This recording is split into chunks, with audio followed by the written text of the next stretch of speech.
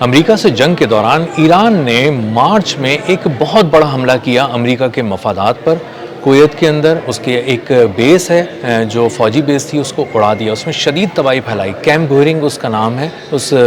بیس کا، اور وہاں پر جو تباہی پھیلائی گئی اس کے بارے میں جب آ کر ایرانی پائلٹس نے بتایا ہے ابھی ٹی وی پر ایران کے، تو سب دنگ رہ گئے ہیں، سب حیران رہ گئے ہیں، اور اس تفصیل کو سن کر اندازہ ہوتا ہے کہ جنگیں صرف ساز و سامان پہ نہیں لڑی جاتی، جدید ہتھیاروں پہ نہیں لڑی جاتی، بلکہ عزم، حوصلے اور توکل پہ بھی لڑی جاتی ہیں۔ اور جب ان سب چیزوں کو آپ ملا کر سامنے آتے ہیں تو لے کر آتے ہیں میدان جنگ میں، تو اس کے بعد معجزے رونما ہوتے ہیں، اور کچھ ایسی باتیں کہ جن کو سن کے لگتا ہے یا تو یہ معجزہ ہے، اور اگر آپ کسی عام انسان کو بتائیں تو وہ کہے گا کہ یہ تو شاید کسی مووی کا سین آپ مجھے بتانا چاہ رہے ہیں، یہ تو فلموں میں ہی ہو سکتا ہے، یہ حقیقت میں کیسے ہو سکتا ہے۔ لیکن اگر میں اس کی تفصیل آپ کو بتاؤں تو آپ خود بھی اس کو بہت دلچسپی سے سنیں گے اور حیران رہ جائیں گے۔ میرا نام اظہر علی خان ہے اور آپ دیکھ رہے ہیں آج کی بات۔ ایران کے ٹی وی نے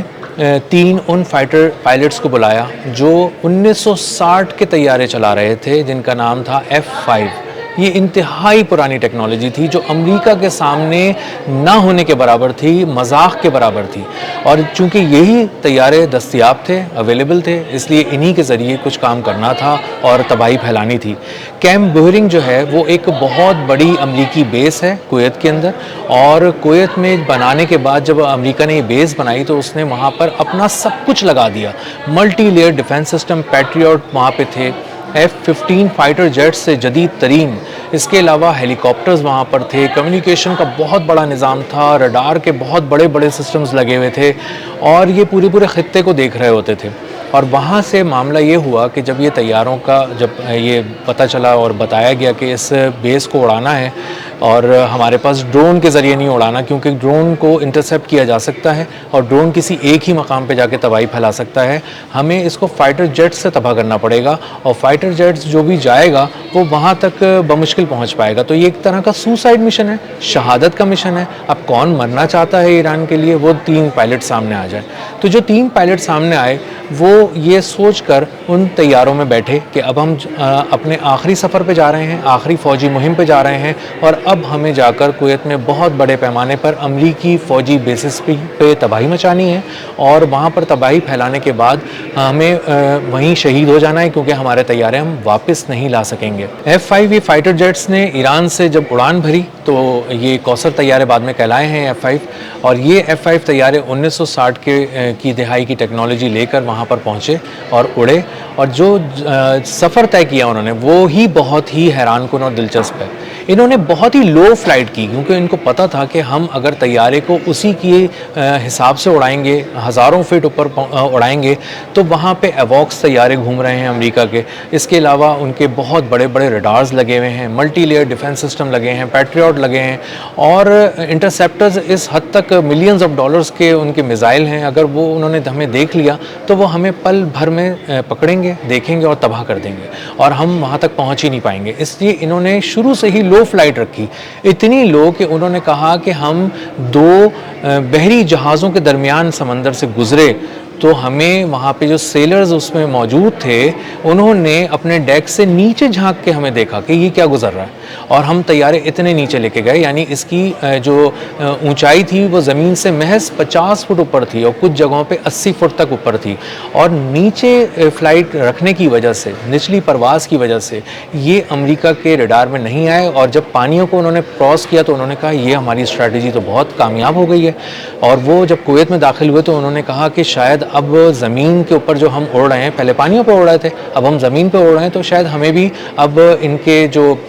ریڈارز ہیں وہ نہیں دیکھ سکیں گے، اور معجزاتی طور پہ ایسا ہی ہوا کہ انہوں نے 50 اور 80 فٹ تک جب پرواز کی تو اتنی لو فلائٹ کے لیے وہ سارا سسٹم امریکہ کا بنا ہی نہیں تھا، اور امریکہ کے سسٹم نے انہیں پہچاننے سے انکار کر دیا، دیکھنے سے انکار کر دیا، وہ اندھے ہو گئے، اور جب یہ سر پر پہنچ گئے تو ایک دم انہوں نے اونچائی اختیار کرنا شروع کی، تھوڑے تھوڑے کر کے اپنے جہازوں کو اوپر اٹھانا شروع کیا، اور اس کے بعد یہ جب سامنے آئے تو وہاں پر ہڑبونگ مچ گئی، وہاں پر ایک کھلبلی مچ گئی اور انہوں نے وہاں پر اچانک آن کی آن میں ایک ایک کر کے تمام اثاثوں کو امریکہ کے تباہ کرنا شروع کر دیا. وہ ہیلی کاپٹرز تھے, انتہائی قیمتی فوجی ہیلی کاپٹرز جو ملینز آف ڈالرز کے ہوتے ہیں, وہ پل بھر میں انہوں نے میزائل مار کر راکھ کر دیے. انہوں نے پورے کمیونیکیشن سسٹمز اور ٹاورز جو وہاں پہ تھے ان کو اڑا دیا, ویئر ہاؤسز کو اڑا دیا جن میں رکھا ہوا انتہائی قیمتی سامان پورے مشرق وسطیٰ میں ٹرانسپورٹ ہوتا تھا یا پھر فوجی استعمال کے لیے چاہیے ہوتا تھا. اس انتہائی مہنگے ویئر ہاؤس میں جو